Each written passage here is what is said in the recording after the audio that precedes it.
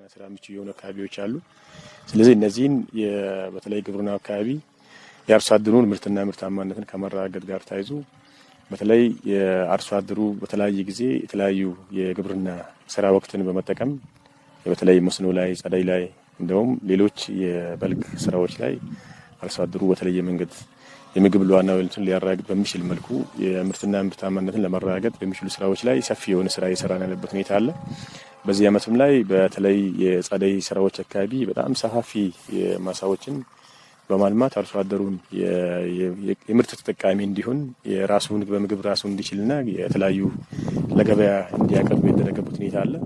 በሌላ በኩል የበልግ ቅድመ በልግም ላይ የብዙ የቀበሌዎቻችን አካባቢ ላይ የብዙ ስራዎችን አርሶ አደሩ ቅድመ በልግ ላይ ብዙ ስራ እንዲሰራ ያደረገበት ሁኔታ አለ። አንደኛው በተለይ የመደብ ዝግጅት አካባቢ ላይ የሰፋፊ የሆኑ ስራዎች ተሰርተዋል። ይሄን የአጠቃላይ የማህበረሰቡን በሰፋፊ በማዋየት ለዚህ ግብዓት በማቅረብ የባለሙያ ድጋፍ በማድረግ በጣም ብዙ ቁጥር ያላቸው ከ35 ሺህ በላይ የአንድ ክላስተር ላይ 35 ሺህ በላይ የመደብ ዝግጅት የተደረገበት ሁኔታ አለ።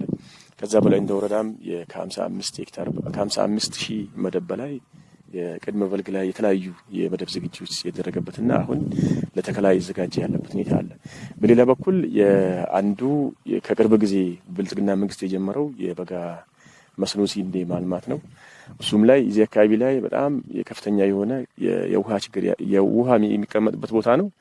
አሁን ግን የአርሶ አደሩን በማዋየት ግንዛቤ በመፍጠር በዚህ ዓመት ወደ 16 ሄክታር መሬት አቅደን ከ26 ሄክታር መሬት በላይ የበጋ መስኖ ስንዴ ያመረት ነው እየሰራን ያለበት ሁኔታ አለ። አሁን የዚህ አካባቢ የምንገኝበት ቦታ ላይ የውሃ የሚቀመጥበት ቦታ ነው።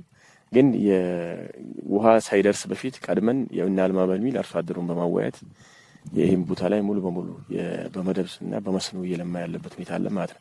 ስለዚህ ይሄኛው በጣም አዋጭ ነው። አርሶ አደሩም ጭምር ከጊዜ ወደ ጊዜ የግንዛቤ ተፈጥሮ በራሱ ጊዜ እያለማ ያለበት ሁኔታ አለ። ስለዚህ ይሄን በሰፋፊ ስራዎች እየሰሩ ነው። አንዳንድ አካባቢ የሚነሱ እንትኖች ያው አርሶ አደሩ አካባቢ ያው ከነዳጅ ጋር ተያይዞ የነዳጅ እጥረት በመኖሩ ያው ዋጋውም ከፍ በማለቱ ምክንያት አንዳንድ አርሶ አደሮች የሚቸገሩበት ሁኔታ አለ። ከዛ ባለፈ ግን ያው ከሌላ ጊዜ በተሻለ መንገድ አርሶ አደሩ የተሻለ ምርት እንዲያመርት የግንዛቤ የተፈጠረበት መንገድ አለ። ምርትም እያገኘ ያለበት ሁኔታ አለ። እንደ ጠቃላይ ግን በወረዳ ደረጃ እየመረቱ ያሉ ምርቶችን ለአካባቢው የአርሶ አደሩ ወደ ገበያ ለማቅረብ የተሽከርካሪ የመደገፍ ነዳጅ የማቅረብ ስራዎች እየሰራንበት ሁኔታ አለ። የከተሞች አካባቢ ከሰንበት እስከ ሰንበት ገበያዎች አገልግሎት ይሰጣሉ። ለነዚህ ገበያዎች የመረቱ ምርቶችን ለአርሶ አደሩ ወደ ገበያ የማቅረብ ስራ እየሰራንበት ሁኔታ አለ። ከዚህም ባለፈ ደግሞ የገበያ ትስስር በመፍጠር ሌሎች የገበያ ማዕከላት ከዞን አሻግረንም ጭምር ሌሎች ቦታዎች ላይ የገበያ ማዕከል እየፈጠርን ትስስር ፈጥረን ለአርሶ አደሩ የገበያ አማራጭ እየፈለግን ያለበት ሁኔታ አለ። ከዛ ባለፈ ከስራው ጋር ተያይዞ ስራው በጣም አዋጭ ነው። አርሶ አደሩ ከጊዜ ወደ ጊዜ ለስራው ያለው ፍላጎት እየጨመረ ያለበት ሁኔታ አለ። በአጠቃላይ ግን አሁን ያለው ኑሮ ውድነትንም ጭምር ከመከላከል ጋር ተያይዞ የገበያዎች የማቅረብ ምርቱን ወደ ገበያ የማቅረብ ሁለተኛ ከራሱ ምግብ ባለፈ ለገበያ የማቅረብ ስራ ወደ ገንዘብ የመቀየር ስራ ብዙ ስራዎች እየሰሩ ያለበት ሁኔታ አለ።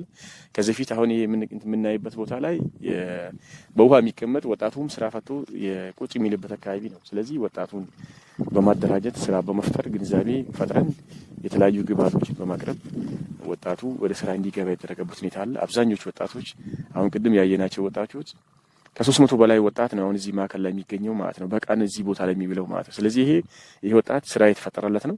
ከዛ ባለፈ ከራሱ አርፎ ደግሞ ለሌሎችም ለቤተሰቡም ለሌሎችም ስራ የሚፈጥርበት እድል እየተመቻቸ ያለበት ሁኔታ አለ። በአጠቃላይ ግን አሁን እየሰራ ያለው ስራ በተለይ በልግ ላይ የእርሻ ስራ የተጀመረበት ሁኔታ አለ። የእርሻ ስራ ጎን ለጎን አርሶ አደሩ ዘር እንዲይዝ እየተደረገ ያለበት ሁኔታ አለ። ማሳዎች እየታረሱ ያሉበት ሁኔታ አለ። ከዛ ባለፈ አሁን እየደረሰ ያለው ችግኝ ወደ 55 ሺህ ብር አካባቢ 55 ሺህ መደብ ችግኝ ደርሷል። እሱን ችግኝ ወደ ተከላ ማሳ እየወጣ የዝናብ የመቆራረጥ ስራዎች አሉ እንጂ ወደ ማሳ የመውጣት ስራ ዝግጅት የደረገበት ሁኔታ አለ። ሌሎች ደግሞ ከራሳቸው ባለፈ ደግሞ ለገበያም ጭምር እያቀረቡ ያሉበት ሁኔታ አለ ማለት ነው። ስለዚህ ይሄን ስራ በቀጣይ የሁሉም አካባቢዎች እንዲሰፋ የማድረግና አርሶ አደሩን ከራሱ አልፎ ለገበያ ሊያቀርብ የሚችልበት ወደ ገንዘብ ሊቀይርበት የሚችሉ ስራዎች ላይ የወንደ ወረዳ መጠናከርን የሰራንበት ሁኔታ አለ። አጠቃላይ በአደረጃጀቶች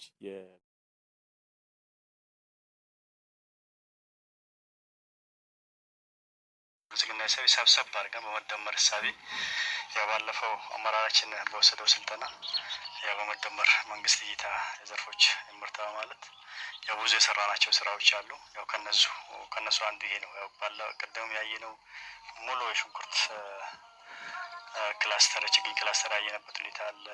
ቀጥሎ ስንዴ የበጋ መስኖ ስንዴ ያየነበት ሁኔታ አለ። አሁን ደግሞ ወደ በቆሎ ክላስተር ነው ያለነው። ይሄ የበጋ መስኖ ነው። ከዚህ ጋር ተያይዞ ያው ብዙ የተሰሩ ስራዎች አሉ። ከነዚህም ያው ትላልቅ እንትኑ አሁን እዚህ የገባ ነው። ከዚህ በፊት ዛፍ ነበር ይሄ ቦታ ዛፍ ተነስቶ ያው 3-4 ነው የሚለማው በአመት። ከዚህ በፊት አንድ ነበር አርሶ አደራችን እያለማ የነበረው። አሁን 3-4 ያለማል። በልግ ያለማል፣ ማር ያለማል፣ መስኖ ቅድመ ማር ያለማል። ያው ከዚህ ጋር ተያይዞ ብዙ የሰራናቸው ስራዎች አሉ። ያው ይሄንን አጠናክረን በበለጠ ማየት እንዳለብን ያው ከማህበረሰባችን ጋር ተስማምተናል። ይሄ ዝም ብሎ የመጣ አይደለም። ያው ይሄንን ወደዚህ ለመግባት አሁን ወደ ዛፍ ቅድም ያነሳው ዛፍ ነቀላም የገባናበት እንደ ወረዳ 62 ህብረት አለን፣ 319 ብልጽግና ቤተሰብ አለን። ያው ይሄንን ቁጭ ብለን እስከታች ትስስር ነው ወርደን በደንብ ተነጋግረን በአደረጃጀቱ ያው ከተነጋገርን በኋላ ምን ይሻላል በሚል የብልጽግና ሂሳቤ ያው ችግር ፈቺ እና ብልጽግናን የምናረጋግጠው ፈንድ ስለሆነ ይሄንን ተጠቅመን ከአርሶ አደሩ በደንብ ተግባብተን ወደ ዛፍ ነቀላ ገባን። ከዛ በኋላ ደግሞ ያው ይሄንን የሚያምረው የበቆሎ ክላስተር ፈጠርንበት ሁኔታ ነው ያለው። ይሄ ሲባል ያው ከዚህ ፊት ዛፉም ነበር። አርሶ አደራችን ደግሞ አሁን በግልጽ እያወራ ያለው የብልጽግናን ትሩፋትና የብልጽግናን እንትን ኢኒሼቲቭን እያጣጣምነ ነው ያለበት ሁኔታ ነው ያለው። ከዚህ ፊት ዛፍ ከ10 አመት ከ30 ከ20 አመት ነበር አገልግሎት የሚውለው። አሁን ደግሞ ይኸው በአመት 2 እና 3 4 ብሎ ማራት እየመረተ ያለበት ሁኔታ አለው። ከዚህ ከኔ ጀርባ ያለው ከበቆሎ ጀርባ የሽምብራ ክላስተር ነው ያለው። ያው እሱንም አሁን አርሶ አደሩ ምርት የሚሰበስብበት ሰዓት ስለሆነ ያው ይሄንን በጣም ውጤታማ የሆነበትና ያው ብልጽግናን በቅርብ ጊዜ የምናረጋግጥበት እንደሆነ ለማንሳት ነው። በጣም ትልቁ ክላስተር ያለበት ሳይት ላይ ነው ያለነው። ምናልባት አጠቃላይ ከግብርና ስራዎች አንፃር ካለፍናቸው ምዕራፎች ስነሳ የሁለት ዙር በጋ ላይ የመስኖችን አልፈናል። የአንደኛ ዙር አሁን ምርት በማጠናቀቅ በመሰብሰብ ላይ ያለንበት ሁኔታ አለ። ከሄክታራችን 137% ነው ማሳካት የቻልነው ከእቅዳችን አንፃር ማለት ነው። 1604 ሄክታር አቅደን የ2227 ሄክታር ማሳካት የቻልንበት ነው። ከዛ ባሻገር ሁለተኛ ዙር መስኖንም በተመለከተ በተመሳሳይ 610 ሄክታር አቅደን እሱንም ከ110% በላይ ማሳካት የቻልንበት ነው። ምናልባት በዚህ ልክ ስራዎች ሲሳኩ የውጤቱ በዋናነት የቅድመ ዝግጅት ምዕራፉ ላይ የተሰሩ ስራዎች ናቸው። በተለይም የመስኖን ሲታሰብና ቅድመ በልግም ሲታሰብ የቅድመ ዝግጅት ስራዎች በጣም ወሳኝነት አላቸው።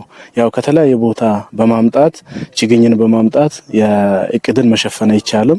ይህንን ታሳቢ በማድረግ እንደወረዳችን በተለይም የግብዓት አቅርቦቱ ላይ በጣም የተለየ ትኩረት በመስጠትና እንደዚሁም ወቅቱን የጠበቀ ንቅናቄ በመፍጠር ሁሉም አርሶ አደር እንዲሳተፍ የማድረግ ስራ የተሰራበትና ይሄ እስከታች እስከ አደረጃጀቶች ድረስ ያው ንቅናቄዎችን በማውረድ ያው ውጤታማ እንድንሆን ያ ትልቅ እገዛ ያለበት ሁኔታ ነው ያለው። ከዛ ባሻገር አሁን ያለንበትን ሳይት ሳነሳ ይሄኛው ሳይት የቅድመ በልግ እንደ ክልልም የ5 ተርም ማልማት አለብን፣ ግብርናን ተርሞችን ማሳደግ አለብን በሚል የወረደበት ሁኔታ አለ። ይህን ለመጀመሪያ ጊዜ ተቀብለን እንደወረደ የገባ ነው። ከገቡ ወረዳዎች አንዱ እኛ ነን።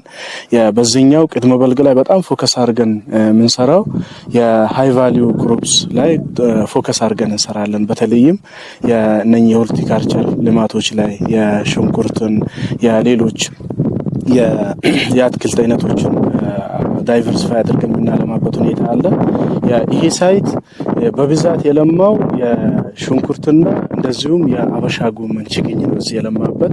በዚህ ሳይት ብቻ ከ35,000 በላይ መደቦች ይገኛሉ። እንደ ወረዳ ከ52,000 በላይ መደብ የፈላበት ሁኔታ አለና ይህን በክላስተር ስናደርግ ያው ከዚህ በፊት የኛ አርሶ አደር ወደ ዙዋይ መቂ የተለያየ ቦታ እስከ አዳማ ድረስ ችግኝ ፍለጋ ይሄድ ነበር። ንቅናቄውን ከፈጠረም በኋላ ችግኝ ፍለጋ ይሄድ ነበረ። ይሄ የፈጠረው ቁጭት ነው። እዚህ ሳይት ላይ በቂ ውሃ አማራጭ አለ። አሁን በመሀል የሚታዩት ሳር አይነት አፈር ነገሮች የጉርጓድ የአነስተኛ እጅ ጉርጓድ የተቆፈረባቸው ናቸው ሙሉ። ይሄ የበቂ የውሃ አማራጭ አለ። አፈሩ ተስማሚ ነው። ሳይቱን መርጠን የአጎራባች ያሉ ቀበሌዎች በሙሉ እዚህ መጥተው እንዲያለሙ የተደረገበት ሁኔታ አለ። ከዛ ባሻገር ግን የችግኝ ፍላጎቱን መሸፈን ብቻ ሳይሆን የችግኝን ኮሜርሻላይዝድ ማድረግ ለገበያም ጭምር የማቅረብ ስራ ነው እየሰራን ያለነውና የተለያየ በተለይም ዞኑም ከዞን ውጭ ያሉ አጎራባች ዞኖች ሊሆኑ ይችላሉ የውሃ አማራጭ ያላቸውና ችግኝ የሚፈልጉ ሰዎች እዚህ መጥተው በበቃኝ የሌላ ቦታ እንዳለ ሁሉ ገዝተው መሄድ የሚችሉበትና አርሶ አደሩ ተክሎ በማምረት ብቻ ሳይሆን በችግኝም ጭምር ተጠቃሚ እንዲሆን የማድረግ ስራ እየሰራን ያለንበት ሁኔታ አለ። ከዛ ውጭ ግን የሰብል ጥበቃ ስራ ግድ ነው ከቅድመ ዝግጅት ጀምሮ ማለት ነው። ስለዚህ ይህን ለማድረግ የመጀመሪያው ዘር መረጣ ላይና ዘርን በአግባቡ ቴስት ተደርጎ ለአርሶ አደሩ ከማቅረብ አንጻር በጣም ፎከስ አድርገን እየሰራን ያለንበት ሁኔታ አለ። ይሄ ብቻ አይደለም፣ ሲዘራ ጭምር የሽንኩርት ዘር መታሸት አለበት በተለያዩ ኬሚካሎች። ይህንንም ጭምር በብቃት የማቅረብ ስራ እየሰራን ያለንበት ሁኔታ አለ። የችግኙ ሲበቅል ሲመረጥና እንደዚሁም ደግሞ በመሀል የሚደፉ ኬሚካሎች አሉ። እነሱንም ጭምር ከማቅረብ አንጻር በተለየ መልኩ የወረዳ መንግስትም ጭምር አስተዳደርም በስፋት በበጀት እየደገፈን እኛ አቅርበን ያው አርሶ አደሩ ራሱ በተመጣጣኝ ዋጋ ያለምንም ትርፍ ካመጣንበት ከምንጩ ያለምንም ትርፍ ይሸጥለታል፣ ወስዶ ይጠቀማል ማለት ነው። ይሄ የችግኝ እየተበላሸ የኤክስቴንሽን ወደ ኋላ ባክ የሚያደርግበትን መቆጣጠር የተቻለበትን ሁሉም አርሶ አደር በነገራችን ላይ በጣም ደስተኛ ነው በዚህ ማለት ነው። የዘራት አንድን ፍሬ ሳትቀር እንድትበቅል የተደረገ ያለበት ሁኔታ አለ። ከዛ ባሻገር ግን ከአዘራር ጀምሮ ስልጠና እንሰጣለን።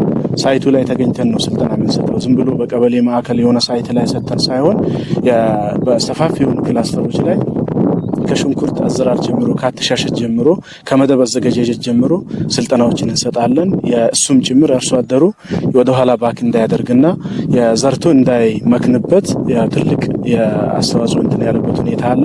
ከዛም ባሻገር ባለሙያ የሆኑ አርሶ አደሮችን መፍጠር የተቻለበት ነው። አሁን የኛ ባለሙያ ብቻ የሚቸገርበት ምክንያት አይኖርም። በጣም የልምድ አካበቱ አርሶ አደሮች አሉ፣ እየተዛዘሩ ይደግፋሉ። ስለዚህ ይሄ ሽንኩርት ችግኙ የት ነው የሚያርፈው ከተባለ አሁን ላይ ከ17 በላይ ትራክተሮች ገብተው ሜካናይዜሽን ላይ የቅድመ ዝግጅት ስራ እየተሰራ ማሳ እየታረሰ ያለበት ሁኔታ አለ። ዝናብ ነው የሚጠባበቀው ሰው ማለት ነው። ልክ ዝናብ ጠብ እንዳደረገ ያለማል፣ ወደ ማሳ ይገባል ማለት ነው። ወደ ማሳ ሲገባ በየትኛው ማሳ ነው የሚለማው የሚል ነገር ከተነሳም የበልግ ላይ የምንጠቀመውን ሳይሆን የሚነካው መሀር ላይ ስንዴ፣ ጤፍ፣ ገብስ የሚዘራበትን ማሳ ቅድመ በልግ ላይ በአትክልት ይተክልና ሽንኩርት በ2 ወር ከ3 ሳምንት እስከ 3 ወር ከ15 ባለው ይነሳል። ይህንን ይተክልና ልክ ለመኸር እርሻ ዝግጅት ደግሞ በጊዜ ይለቅለታል። የሽንኩርቱን ይሸጣል። ወደ ማሳ ገብቶ ደግሞ ማሳውን ያርስና የጊዜ ሳያልፍበት በተመሳሳይ ስንዴና ሌሎች ነገሮችንም የመኸር ሰብሎችን ያለማል ማለት ነው። ስለዚህ ይሄ ተርሞችን ለማሳደግ መስኖ አለ፣ ቅድመ በልግ አለ፣ በልግ አለ፣ መኸር አለ። የተርሞችን ወደ 5 ቀጥሎ ጸደይ እናለማለን ማለት ነው። በልግ ላይ የለማውን በጸደይ የመኸር የሚለማውን ደግሞ በቅድመ በልግ በመሸፈን ሙሉ በሙሉ ተርሞችን የማሳደግ ስራ እየተሰራ ያለበት ሁኔታ አለና ይሄ የአርሶ አደሮችን በከፍተኛ ሁኔታ ችግሩን ከመለወጥም ባለፈ እንደ ወረዳም ጭምር ከፍተኛ የኢኮኖሚ መነቃቃት፣ የኢኮኖሚ እድገት፣ የተለያዩ መሰረተ ልማቶችን ማህበረሰቡ ሲሰራ ምንም ሳይሸማቀቅ በራሱ በህብረተሰብ ተሳትፎ እየሰራ ያለበት ሁኔታ አለ። ይህ ትልቅ ድርሻ እንዳለው ለማንሳት ነው። አመሰግናለሁ። ምናልባት ያው ምርት ማምረት ብቻ ሳይሆን